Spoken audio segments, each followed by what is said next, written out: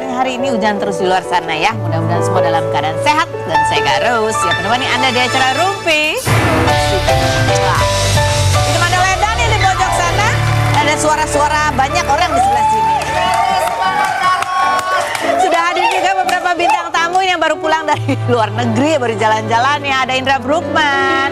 Assalamualaikum. Waalaikumsalam. Kita mau tanya nanti pengalamannya dia jalan-jalan ke Uzbekistan. Ketemu siapa di sana?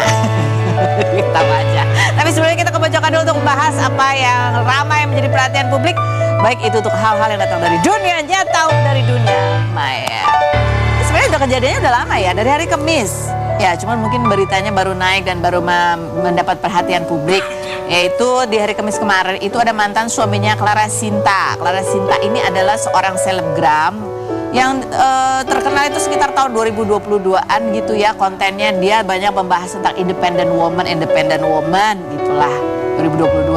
Terus kalau yang terakhir itu dia viral setelah dia menikah di tahun ini ya. Karena dikit-dikit dia minta ridho suami. Dia pakai blush on. Apa namanya? Foundation. Dia tanya ridho suami dulu. Kamu ridho? Ini dia.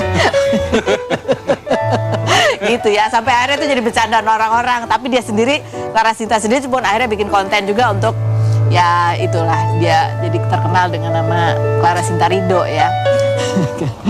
Nah, kenapa sih mantan suaminya ini tiba-tiba udah cerai 3 tahun, tiba-tiba ngajuin gugatan ke Pengadilan Agama Jakarta Selatan? Apa yang digugat? Jadi yang digugat itu adalah dia minta dikembalikan tuh aset-aset yang kemarin pada saat perceraian itu dipercayakan sepenuhnya ke Clara Sinta. Tujuannya kalau menurut suaminya adalah itu aset untuk anaknya, karena mereka punya anak laki-laki seusia 7 tahun. Coba kita lihat dulu cuplikan pernyataan. Berarti dia waktu ketemu sama Clara Sinta usianya hampir 50 ya. Kamu kan hampir 50, masih ada kesempatan. Jangan fitnah begitu, Uhti. 50 dari mana? Mau kan? Hah? Hampir. Oh, pasti akan. Sampai 70 tahun juga akan, tapi masih lama. Oh, masih lama. Sekarang ya? masih 22. Oh iya benar juga, benar. Ya, ini yang menarik kalau menurut aku ya.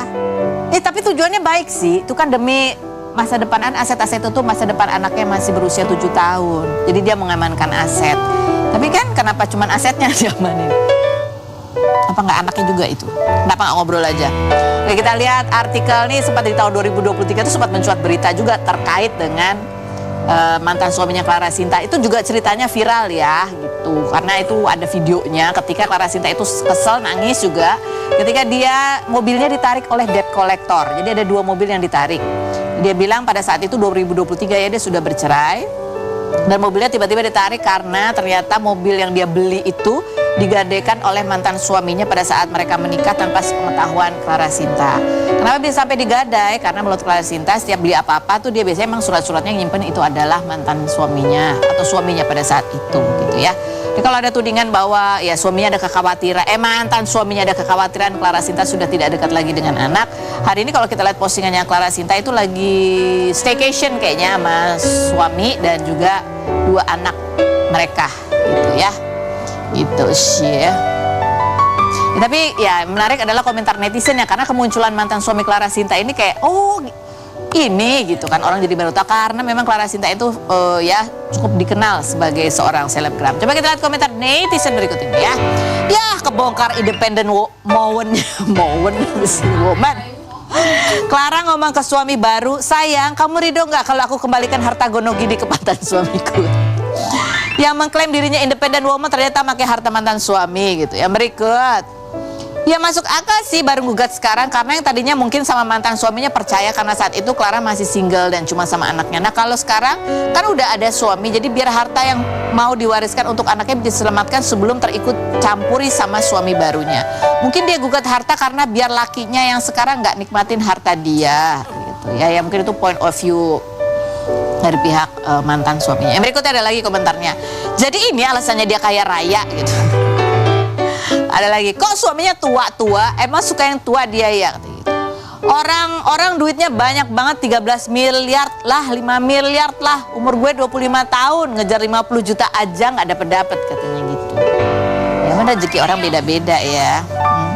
Tapi ini kayaknya kalau yang AA1 ini mah banyak dia mah ya. Banyak. Profil Indra Bruggman berikut ini. Baik, kita sudah bersama dengan Indra Bruggman. Iya, baru jalan-jalan dari Uzbekistan. Ya, ada videonya, keseruannya seperti apa kita lihat yang berikut ini. Itu gimana ceritanya kamu liburan ke sana? Ada yang ngajak apa emang udah cita-cita lama tuh pengen ke Uzbekistan? Enggak, sebenarnya nggak pernah ada cita-cita pengen ke Uzbekistan. Cuman kemarin teman itu ngajak, dia bilang katanya yuk kita ikutin. Ada mereka tuh ada kayak semacam kegiatan lah di sana. Cuman kita ikut jalan-jalannya aja. Jadi yang bareng sama kita tuh ada ulama, ada dari MUI, terus juga ada dosen-dosen dari UIN apa segala macam. Cuman kita beda grupnya. Cuman bareng-bareng kita perginya. Terus ya udah kita pergi ke salah satunya ke Imam Bukhari itu karena udah ditutup selama 5 tahun untuk renovasi dan sekarang dibuka lagi untuk umum. Itu gede banget kompleksnya. Bagus, besar sekali. Besar sekali. Dan itu kan ada kompleks makamnya, ada apa lagi? Perpustakaannya, ada universitasnya, tapi itu khusus untuk orang-orang Uzbek. Oh, untuk orang-orang Uzbek. Jadi kamu nggak boleh aku nikahin boleh. Apa? Nikahin salah satu pelajarnya boleh, tapi kalau belajarnya belum bisa. Oh, belum bisa. Jadi khusus untuk warga Uzbek aja. Terus ada apa lagi? Ada madrasah juga selain universitas? Iya, ada madrasah. Pokoknya macam itu satu komplek tuh ada museum, madrasah, terus juga ada universitasnya, ada makamnya. Oh, kalau lihat udaranya biru banget gitu ya langitnya ya. Kenapa dilap-lapin itu? Kenapa sih ditutup ya? Oh, Perasaan karena dia nggak ada lagi di foto ayo. tangannya lagi nggak benar. Selimpet tangannya. Kan kamu ke sana terus kemana lagi? Itu yang paling berkesan itu. Iya, itu tujuan utamanya sebenarnya. Tujuan utamanya. Terus tapi kegiatannya ngapain aja di sana? Di sana juga ada salah satu makam sepupunya Rasul yang sudah jadi sahabatnya. Jadi dia bilang katanya Rasul sendiri pernah ngomong bahwa perilakunya sama wajahnya itu mirip saya. Oh gitu. Jadi kita pergi ke makamnya yang sebenarnya tertutup untuk umum, kita nggak boleh masuk ke dalam makamnya. Tapi kita alhamdulillah karena dapat tour guide-nya yang orang sana dan udah terbiasa nganterin mungkin tamu-tamu gitu ya. Jadi kita boleh masuk ke dalam ruangannya dan berdoa di sana. Oh gitu. Tapi itu di kota yang sama? Di kota yang sama. Di kota. Kenapa ada kota sama? Ada Samarkand, terus kalau ini di kota Bukhara. Makanya namanya juga Imam Al-Bukhari kan. Gitu. Berapa jam itu dari kota ibu kotanya? Jadi kita pergi ke Tashkent dulu, dari Tashkent ke Samarkand itu sekitar 4-5 jam. Naik mobil Naik perjalanan darat bis. Terus apa lagi yang istimewa? Itu katanya ada beberapa tempat yang nggak boleh ada handphone, nggak boleh mengabadikan gitu ya. Tempat-tempat apa aja sih nggak boleh difoto? Sebenarnya untuk sementara waktu yang nggak boleh difoto itu masuk ke dalam adalah Imam Bukharinya, gitu. Karena itu belum terbuka untuk umum. Karena ini udah 5 tahun ditutup untuk renovasi dan sekarang ini kita grup yang pertama dari Indonesia untuk bisa datang ke sana melihat langsung. Cuman memang tidak boleh divideokan dan difoto. Baru pre-opening. Iya, nunggu Bapak Presiden Prabowo Subianto untuk datang ke sana meresmikan baru boleh tuh. Ya, tapi kan kamu juga sempat membagikan cerita begitu ya.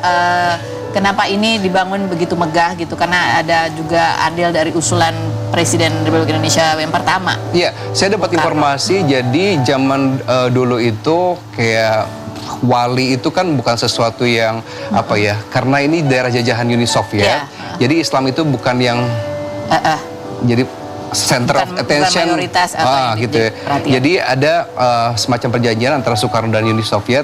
Kalau misalkan mau ada satu kerjasama dengan Indonesia, harus diketemukan makam Imam Bukhari. Makanya dicarilah dan ketemu di sini. Ketemu di situ dan itu makanya ada semacam keterikatan antara Indonesia dan Uzbekistan. Oke. Jadi apa kesan-kesan kamu tiba-tiba diajak perjalanan ke Uzbek? Seru karena ternyata situ banyak makam-makam para wali-wali gitu. Yang sampai sekarang kita baca hadis-hadisnya, ilmu-ilmunya, keilmuannya kita baca semua. Jadi itu bisa kayak napak tilas gitu ya, sejarah. Dan ternyata Uzbek ini pusatnya para wali ya gitu. Mungkin kalau yang sekarang kita lihat ada wali-wali di Indonesia, itu ya turunannya dari sana semua. Belajarnya dari sana semua. Terus ada apa lagi nih, insight apa lagi selain bahwa wah ini baru gitu apa? Seru aja ternyata kayak lihat gedung-gedung yang apa ya bersejarah di sana itu dengan tiang-tiang yang tinggi megah kayak kita kalau lihat apa ya film-film kolosal zaman dulu tuh ya seperti itu ada di Samarkand. Di Bukhara tuh ada kayak gitu-gitu. Berapa hari sih kamu di sana? 9 hari perjalanan, 2 hari, 7 hari kita jalan-jalan. Terus nggak ketemu siapa gitu? Cewek-cewek Uzbekistan kan juga cantik-cantik ya. Aku cari, karena model di sini, Uzbek tuh cakep-cakep. Betul. Itu alasan pula aku ke sana. Tapi nggak nemu. Kok bisa? Karena di sana tuh banyak yang rasnya gitu loh. Rasnya itu macam-macam. Ada yang campuran Mongol, ada yang campuran orang yang Uzbek sendiri itu beda lagi tipe mukanya. Kayak orang Jawa, orang Kalimantan, orang Dayak. Jadi beda-beda campuran gitu. Oh seru ya? Jadi ada kayak orang kayak sipit-sipit tapi masih Eropanya dapet, Uni Sovietnya dapet. Cowok-cowoknya juga ganteng-ganteng. Berarti kamu nggak terlalu ganteng ya di sana ya? Justru aku ngerasa aku ternyata masih ganteng di sana gitu ya. Oh ternyata masih ganteng Jadi di sana. happy gitu. Ini ngomong soal kegantengan ya. Bulan apa sih tuh Indra Bruggman sempat membagikan karena ada banyak netizen yang bertanya, Indra gitu kan, kok dapat mukanya bule-bule banget gitu? Emang ada keturunan bulenya? Apa sebenarnya operasi apa gimana gitu? Dia baru nunjukin fotonya. Ternyata kakek ya. Yeah. Kakek nih, buat yang nanya, kok Indra orang Tasikmalaya tapi kelihatan ada bulenya? Karena kakek dari Belanda.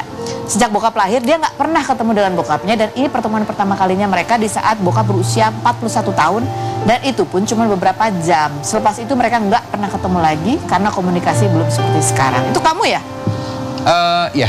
Makanan kamu? Itu yang tuh, yang paling imut pokoknya. Ya ampun. Jadi bokap itu baru pertama kali lihat papanya ya itu, papanya juga sama. Baru pertama kali lihat Baru anaknya? pertama kali, lihat setelah anaknya. punya cucu gitu ya? Kak, ceritanya gimana kok bisa akhirnya ketemu gitu? Kakek itu nyari ke Tasikmalaya karena dia ngerasa dia punya anak dan selama ini jadi beban buat dia gitu kan sampai akhirnya istrinya yang sekarang itu nanya kenapa kamu, dan akhirnya dia cerita kalau dia pernah nikah sama orang Indonesia, punya anak dan pernah berhubungan juga, tapi pas lahir papa beliau harus pergi ke Belanda lagi. Emang pekerjaannya apa waktu itu sampai ya sempat ada di Tasikmalaya? Kayaknya jual beli frame kali ya. Hah? tentara. Kayak gini. Jual beli rempah-rempah ya. Zaman VOC banget. Kayaknya waktu tentara gitu lah, waktu masih peralihan antara Indonesia merdeka gitu. Oh ya ampun. Iya. Iya juga ya, namanya juga kakek ya. Terus kamu ketemu kakek kamu nggak bisa bahasa atau bisa bahasa Indonesia dia? Ingat ya kamu? Dia bisa bahasa Indonesia cuma dikit-dikit aja. Kayak misalkan di dalam sakunya itu kan ada sapu tangan. Dia bilang gini, sapu tangan. Jadi, dia tahu. Jadi cuma sedikit-sedikit aja bahasanya dia Untung tahu. dia nggak nyanyi ya, sapu tangan. Terus kamu ngomong apa? Dia pesan apa ke kamu nih cucunya gitu? Ya, punya cucu. Enggak, dia lebih banyak ngobrol sama anaknya. Terus Bapak kamu umur 41 tahun mukanya masih muda banget gitu ya? Ya, itu aku udah Remini sih. Hah? Remini. Oh, Remini. Tahu nggak? Buat aplikasi edit. Ngeselin banget sih dia. Nggak serius. Iya serius. Tapi dia masih muda waktu itu, memang 41 tahun. Oh ya ampun. 41. Keren juga ya papa kamu ya? Iya, kayak orang-orang Chinese ya. Iya. Jadi tapi- kamu belasarannya macam-macam ya? Enggak, dia tuh sebenarnya lebih ke Belanda Sunda. Belanda Sunda. Tapi mukanya jadi kayak blasteran Jepang gitu. Remini. Karena aplikasi yang ini Remini. Karena aslinya buram fotonya. Jadi kita kasih agak sedikit lebih clear. Jadi kamu biarkan dirimu yang tetap buram ya? Oke, Iya, baik. karena udah nggak bisa ditolong kalau itu sih.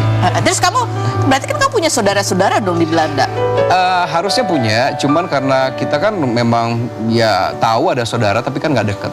Oh, jadi nggak pernah ada kontekan gitu. Enggak. Sesudah itu nggak pernah. Enggak. Pas kakek kamu meninggal juga nggak ada kabarnya. Nggak ada kabar. Papa meninggal juga nggak ada saudara-saudara yang apa? Nggak ada, bener-bener udah ya. Karena zaman kan nggak secanggih sekarang ya. Kalau dulu lewat surat, itu pun surat juga bisa sebulan baru sampai gitu. Umur berapa kamu gitu? Kayaknya itu masih umur 7-8 tahun deh. Baik. Nanti kita ngobrol lagi. Kita dudukin dia di kursi Fitnah Fakta ya. Berikut ada Wina Natalia yang beberapa saat lalu di acara kajian hati itu sempat bercerita. Jadi dia beberapa tahun atau setahun bercerai gitu ya. Dia merasa perceraian yang kedua ini lebih berat karena dia ngerasa sudah 12 tahun selama pernikahan itu dia yang biasanya bekerja tidak bekerja. Jadi ada banyak perasaan yang berkecamuk, perasaan menyesal, perasaan tidak berguna, merasa kok nggak bisa mandiri begitu ya. Kita lihat dulu profil Wina Natalia berikut ini. Baik, kita sudah bersama dengan Wina Natalia. Mungkin ada banyak nih kisah kamu itu atau perasaan kamu itu yang relate juga dengan ibu-ibu di luar sana. Banyak ya. Ini ada artikelnya, setahun cerai dari Anji Manji, Wina sesali keputusan dulu menjadi ibu rumah tangga. Bukan menjadi ibu rumah tangga ya, tapi hanya menjadi ibu rumah tangga. Tanpa tetap beraktivitas yang bisa menghasilkan. Coba kita lihat cuplikannya berikut ini. Oh, sedih banget tuh nggak? Iya. Aku aja lihat itu mau nangis lagi. Ada perasaan itu? Merasa nggak Masih berguna? sih. Kalau perasaan bergunanya mungkin udah tinggal dikit kadang-kadang aja, tapi perasaan ngerasa tua banget tapi kok gagal lagi itu masih sering gitu. Tetap walaupun udah olahraga, udah berusaha melakukan aktivitas banyak, tapi tetap ya namanya perempuan gampang melo kali ya. Kegagalan itu ya. Kegagalan itu dan udah 2 kali kan. Jadi ada perasaan bersalah sama anak-anak juga. Jadi ya itu yang masih suka kadang-kadang bikin down, suka melo-melo sendiri. Kamu cerita di situ bahwa perceraian yang kedua ini walaupun baru 1 tahun kamu jalani, tapi itu banyak memberikan pelajaran. Banyak sekali. Kalau boleh tahu, apa aja yang menjadi pelajaran di saat ya? Pelajarannya adalah pada saat itu sebenarnya ini bukan mau ngejelek-jelekin ya, tapi lebih mungkin buat yang relate gitu sama kehidupan seperti aku dulu. Jadi pada saat nikah hanya full berumah tangga tanpa melakukan kegiatan-kegiatan yang seakan-akan kita tuh punya value gitu. Jadi kita bergantung banget sama suami 100% kan. Jadi pada saat ada apa-apa tuh goyangnya itu goyang banget gitu, goyang banget, down banget, stres banget, depresi banget gitu sih. Jadi seharusnya yang aku sesali harusnya dulu waktu aku menikah itu nggak 12 tahun bergantung 100% sama suami. Yang membuat kamu goyang tuh apakah karena materinya kurang? Materi atau sih bukan secara materi ya, tapi secara value diri kita. Value diri. Itu kan lebih kayak priceless banget ya, lebih kayak kok kita nggak dihargai banget gitu jadi perempuan. Ya emang dikasih duit, tapi kan nggak selalu semua diukur dari materi gitu. Jadi nggak berdaya aja. Waktu itu apa yang membuat kamu setuju untuk ya udah totally 100% jadi ibu rumah tangga? Karena itu pernikahan kedua. Aku nggak mau gagal lagi. Jadi aku ya udah mungkin aku emang harus total gitu jadi ibu rumah tangga full, jadi ibu dan suami. Padahal sebelumnya kamu bisnis ada bisnis. Stop semua, benar-benar stop. Bahkan pergaulan pun jadi stop. Udah nggak pernah temenan, jarang banget pada saat itu. Jadi benar-benar hidupku tuh buat suamiku sama anak-anakku tok. karena kamu mencoba belajar dari mendedikasikan hidupku 100%. belajar dari yang lalu, berusaha Belajar total. yang lalu, sekarang mau berusaha total gitu. Ternyata begitu. Udah dalam kondisi itu di usia yang sudah Tua dan kegagalan yang kedua kan. Jadi mungkin lebih numpuk-numpuk aja gitu perasaannya. Oh. Berapa lama kamu ngerasain itu dan itu menjadi turbulence gitu dalam kehidupan kamu? Sekitar 2 tahun lebih sih. Setelah cerai juga masih, setelah pisah tuh masih berusaha struggle untuk bisa survive gitu. Ya kurang lebih hampir 3 tahun lah. Turbulence ya, up and down. Sampai ke psikiater kan, aku sampai psikiater minum obat juga. Wow. Karena kalau enggak lebih kacau lagi, karena aku sudah sempat melakukan hal-hal yang lebih parah lagi sebenarnya. Jadi perasaan itu, rasa bersalah, Enggak cuma perasaan bersalah, udah mau melakukan hal-hal yang lebih parah lah pokoknya. kamu ngerasa tidak, karena perasaan itu. Jadi kalau nggak minum obat mungkin lebih gawat lagi. Lebih gawat lagi, merasa tidak berharga gitu ya. Kok kayaknya nggak bisa ngapa-ngapain. Nggak bisa ngapa-ngapain. Nggak punya apa. Rasa jelek, rasa tua gitu. Berat sekali. Anak banyak, terus ada anakku yang berkebutuhan khusus. Jadi bayangannya tuh udah macam-macam aja sih. Ada kekhawatiran, ketakutan. Khawatir apa? Nggak bisa mikir, bahkan nggak bisa, takut banget gitu mikir ke depannya bakal terjadi apa gitu. Saking takutnya sampai nggak bisa mikir, sampai nggak bisa membayangkan. Sampai nggak bisa. Pada saat itu ya? Pada saat itu. Pada saat itu. Kita akan bahas lagi setelah berikut ini. Jangan kemana-mana, tetap di Rumpi Musik.